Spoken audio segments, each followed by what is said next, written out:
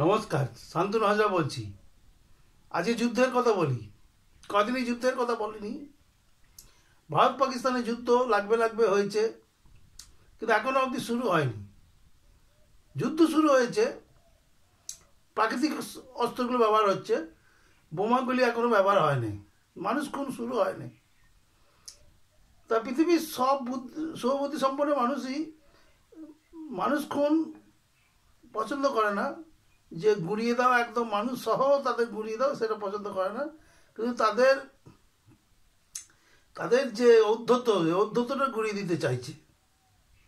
আর পৃথিবীর কোনো দেশই মারণাস্ত্র প্রয়োগের জন্য তৈরি করে না, তার মান সম্মান বাড়ানোর জন্য তৈরি করে। ধরুন, আমার একটা ভারতীয় রিপ্রেজেন্টেটিভ, সে ইউনাইটেড নেশনসই হোক বা কোথাও একটা কবি সম্মেলনে গেছে, একজন বাঙালি কবি, কিন্তু সে আজকে ভারতের নাগরিক বলে সে যে সম্মানটা পায়, বাংলাদেশের একজন কবি বা একজন রিপ্রেজেন্টেটিভ হাউস অফ কমন্সে বা ইউনাইটেড নেশনসে সেই সম্মানটা পায় না, কারণ তাদের হাতে অ্যাটম বোম নেই, তাদের ফিনান্সিয়াল গ্রোথ 3.4 নেই। পৃথিবীর সব দেশই এই সমস্ত মারণাস্ত্র তৈরি করে রাখে নিজেদের মান সম্মান বাড়ানোর জন্য, নিজেদের প্রভুত্ব কায়েম করার জন্য। তা ভারত এইসব প্রয়োগ করবে বলে করেনি। ভারত আরো সংস্কারপন্থী দেশ। ভারত এই যে অধর্ম করে পাকিস্তান যে আমাদের 26 জন নিরীহ হিন্দুকে মেরে দিয়েছে, তার এগেনস্টে নিশ্চয়ই ফল হচ্ছে। 26 জনের মৃত্যুর এগেনস্টে আমাদের সরকার কি করেছে, যে পাকিস্তানে যে নদীগুলো আছে সবই পশ্চিম বাহিনী নদী, অর্থাৎ ভারত থেকে উৎপত্তি হয়ে পশ্চিমে পাকিস্তানকে বিধৌত করে সে ওই আরব সাগরে পড়ে।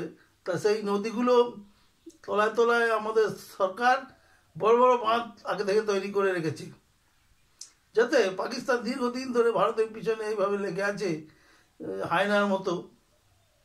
ওই জন্য ওই নদীগুলো বন্ধ করে দিয়েছে, শুকিয়ে মরে যাচ্ছে। আজকে খাবার জল নেই পাকিস্তানে, কারণ কি ভারত বিপাশা থেকে সিন্ধু থেকে সব নদীতে বাঁধ দিয়ে দিয়েছে, বাঁধগুলো বন্ধ করে দিয়েছে যাতে জলটা যেতে না পারে। শুকিয়ে গিয়েছে। দেখলে আপনার ভালো লাগবে যে এরা আমাদের নিরীহ মানুষগুলোকে খুন করে, এদের শুকিয়ে রাখাই ভালো। কিন্তু এই লোকগুলি যখন রক্তাক্ত অবস্থায় পড়ে থাকবে, আপনার ভালো লাগবে না। পাকিস্তানকে এই সুযোগ এসেছে একদম গুঁড়িয়ে দেওয়ার জন্য। তার যুদ্ধ রাতারাতি লাগে না। যুদ্ধ, ধরুন লাদেন বোম মেরেছে, আমেরিকার ঔদ্ধত্যকে নষ্ট করে দিয়েছিল, টুইন টাওয়ারকে ধ্বংস করে আমেরিকা যুদ্ধ করেছিল সেই আফগানিস্তানের সঙ্গে, সেই লাদেনের বিরুদ্ধে। 1 মাস পর, এই 1 মাস ধরে তারা বিভিন্ন রকম জনসংযোগ করেছেন, পৃথিবীর বিভিন্ন দেশকে বুঝিয়েছে যে আমি কি ক্ষতি করেছিলাম, যে আমার নিরীহ মানুষগুলোকে লাদেন এভাবে মারলো, আমার এই এত পয়সা দিয়ে তৈরি করা টুইন টাওয়ার তারা ধ্বংস করলো। ঠিক আছে, কূটনৈতিক কোনো সমস্যা থাকতেই পারে, সে তো মেটানো যেত। পৃথিবীর সব দেশের সঙ্গে সব দেশই কূটনৈতিক সমস্যাগুলো টেবিলে বসে মিটিয়ে না হয়। তা লাদেন বা লাদেনের পোষাদাতারা কি এমন ভেবে আমাদের দেশে আক্রমণ করলো, আমাদের নিরীহ শত শত মানুষকে তারা খুন করলো, আমাদের ইবাদতগুলো ধ্বংস করলো। তারা সেই যুদ্ধে নামলো এবং আফগানিস্তান বা লাদেনের সেই নেটওয়ার্ককে ভেঙে, আল কায়দার নেটওয়ার্ককে ভেঙে গুঁড়িয়ে দিল। আজকে সেই সুযোগ এসেছে। পাকিস্তান দীর্ঘদিন ধরে ভারতকে হিংসা করছে এবং ভারতে বিভিন্ন নাশকতামূলক কাজকর্ম, নিরীহ মানুষ ট্রেনে চেপে কোথাও যাচ্ছে, সেই ট্রেনে বোম রেখে দিচ্ছে। নিরীহ মানুষ যখন অক্ষরধাম মন্দিরে পুজো দিতে যাচ্ছে, তাদেরকে গুলি করে ঢাড়া মেরে দিচ্ছে। আমাদের রাষ্ট্রপ্রধানদের আক্রমণ করছে, আমাদের পরিযায়ী শ্রমিকদের খুন করছে। এইভাবে ওরা ভারতকে দগ্ধে দগ্ধে দগ্ধে দগ্ধে তার একটা এবার সহ্যের সীমা ছাড়িয়ে যাচ্ছে।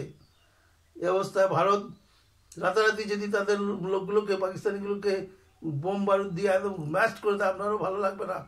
সেই জন্য তারা বলেছে যে এই প্রাকৃতিক অস্ত্রগুলো প্রয়োগ হোক, তারপরে তো সবই আছে আমাদের হাতে। আমাদের হাতে অ্যাটম বোম আছে, আমাদের হচ্ছে কালি 5000 আছে, আমাদের আরও কত না আছে যেগুলো বলা হয় না, মিলিটারি গোপন সব অনেক দেশের হাতে আছে। ভারত এখন ওয়ার্ল্ডের ইকোনমিকে তৃতীয় প্রায়, আমেরিকা রাশিয়ার পরেই পৃথিবীর সমস্ত দেশ ভারতকে আজকে সম্মান করছে তার এই যুদ্ধাস্ত্রের জন্য, এই ইকোনমিক গ্রোথের জন্য। সেই জন্য আজকে আজকে আপনি ভারতের নাগরিক, আজকে আপনি পৃথিবী যে প্রান্তেই যান, সে অলিম্পিকের আসরেই যান, আপনি যেখানেই যান আপনি একটা সম্মান পাবেন।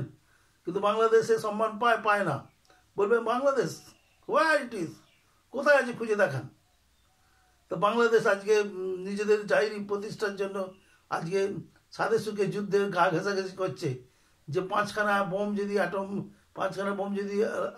পাকিস্তানের পরে আমার এখানেও একটা বোম যেন ফেলা হয়, তাতে নিরীহ লোক মরুক, তবুও তো কাগজে উঠবে যে বাংলাদেশে বোম ফেলেছে। আহা, কি আনন্দ তাতে ওদের। গরিব লোক মরে যাক।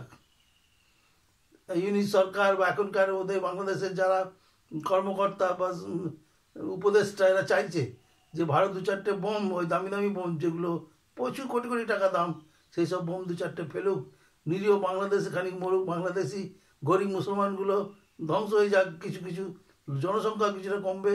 সেই জন্য তারা এই যুদ্ধটা গায়ে গায়ে গা লাগাচ্ছে।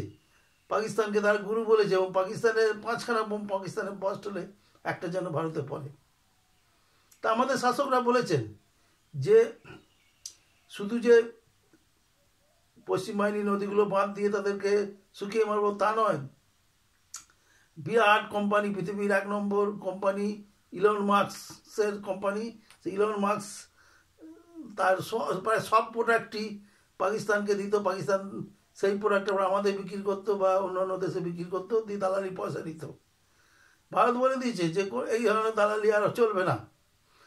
ইলন মাস্ককে বলে দিয়েছে আপনার যে স্টারলিংকের ব্যবসা, ভারত আর পাকিস্তান আর বাংলাদেশ থেকে হাত উঠাও।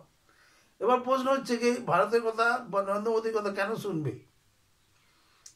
শুনবে তার কারণ হচ্ছে ভারত লোন নিয়ে ওই পাকিস্তানের মতো বা বাংলাদেশের মতো ভিক্ষা নিয়ে সংসার চালায় না। সে তার একটা সার্বভৌমত্ব আছে, তার একটা রোজগার আছে। সে রোজগার তো বলছে 3.4, পৃথিবীর তৃতীয় শক্তিধর দেশ, ইকোনমিক্সের দিক দিয়েও সে 3য় স্থানে রয়েছে। সেই জন্য ভারতের ওইসব লোন নেওয়া সাজে না। পাকিস্তান লোনে চলে, ভিক্ষায় চলে। পাকিস্তানকে লোন দেওয়া বন্ধ করতে বলেছে ভারত সরকার। সেই জন্যে বিশ্ব bank, international monetary fund, Asian development bank, এই সব ব্যাংকই হুঁশিয়ারি দিয়ে দিয়েছেন আমাদের প্রধানমন্ত্রী যে পাকিস্তানকে 1 পয়সা লোন দেওয়া যাবে না। সেই জন্য ওরা আগামী 9 তারিখ একটা মিটিং ডেকেছে, এশিয়ান ডেভেলপমেন্ট ব্যাংক সহ। এই 9 তারিখে তারা সিদ্ধান্ত নেবে পাকিস্তানকে আর কিচ্ছু দেওয়া হবে না। তাই যদি না দেওয়া হয় তাহলে পাকিস্তান শুধু মরে যাবে, না খেয়ে মরে যাবে। এখন তো ভিক্ষাই সম্ভব। গোলাগুলি যা ছিল সব তো ইউক্রেনের যুদ্ধে দালালি করে বিক্রি করে দিয়েছে। ইউক্রেনকে দিয়েছে, হ্যাঁ, 2 পয়সা লোভে কালোবাজারি করেছে, বেশি দামে বিক্রি করে দিয়েছে। আজকে আর ওদের ভারতের সঙ্গে লড়ার মতো মানসিকতাও নেই, অস্ত্রও নেই। এই অবস্থায় কিছু ভারতীয়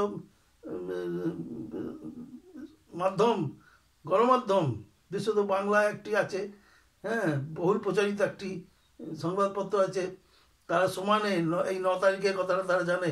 বলি 9 তারিখে আরেকটা ঘটনা আছে, সেটা হচ্ছে কি সমস্ত মুসলিম দেশ ভারতকে বলেছে যে আমরা 9 তারিখ যখন এডিবির মিটিং আছে, আমরা তদন্ত করে দেখব যে পাকিস্তান এই দুষ্কৃতীদের চাষ করছে কিনা, পাকিস্তানের এই দুষ্কৃতীতে অন্তর্ঘর কিনা। তাই হয় আমরা সারা জীবনের জন্য পাকিস্তানের সঙ্গে সমস্ত সমস্যা ত্যাগ করব। তাহলে 9 তারিখ অবধি দেখতে দিন না। বাংলার বহুল প্রচারিত সংবাদপত্র সমানে বলছে যুদ্ধ কই, লেবু লঙ্কা নিয়ে তারা খেলা করছে। এই কি ধরনের অসভ্যতা! দেশ এখন একটা কঠিন সময়ের মধ্যে দিয়ে যাচ্ছে। আর এই বাংলার বহু প্রচারিত একটি সংবাদপত্র আছে, তারা বলছে যে যুদ্ধ কই। এবং সবাই জানে যে এইবারে যুদ্ধে পাকিস্তান তার সমস্ত পরমাণু কেন্দ্রগুলো ধ্বংস হওয়া দেখবে। এবার পাকিস্তানের মনের ইচ্ছা যে ভারতের পরমাণু শক্তির জায়গাগুলো, আধারগুলো ধ্বংস করে দেবো। কিন্তু মনের ইচ্ছা তো আমারও তো মনে হয়, আপনারও মনে হতে পারে। আপনি আমেরিকায় বাড়ি ফ্ল্যাট কিনেছেন, ঐশ্বর্য রায়কে বিয়ে করেছেন, কিন্তু সেসব তো স্বপ্নই থেকে যাবে। তো পাকিস্তানের স্বপ্ন থেকে যাবে। কিন্তু এই দেশীয় বাঁদরগুলো যারা এই বিভিন্ন রাডিক্যালদের টাকায় পরিচালিত সংবাদপত্রে কাজ করে, তারা লিখছে যে যুদ্ধ কই, এবং তারা ফলাও করে ভারতের কোথায় কোথায় পরমাণু শক্তির আধার আছে সেগুলো ফলাও করে লিখে দিচ্ছে, যাতে শত্রুদের গোচরে আসে সব কিছু। তাহলে দু চারটে বোম, পাকিস্তানে বোম মারার আগে দু চারটে বোম এই ধরনের গণমাধ্যমের অফিসগুলোতে মারা উচিত। ধন্যবাদ।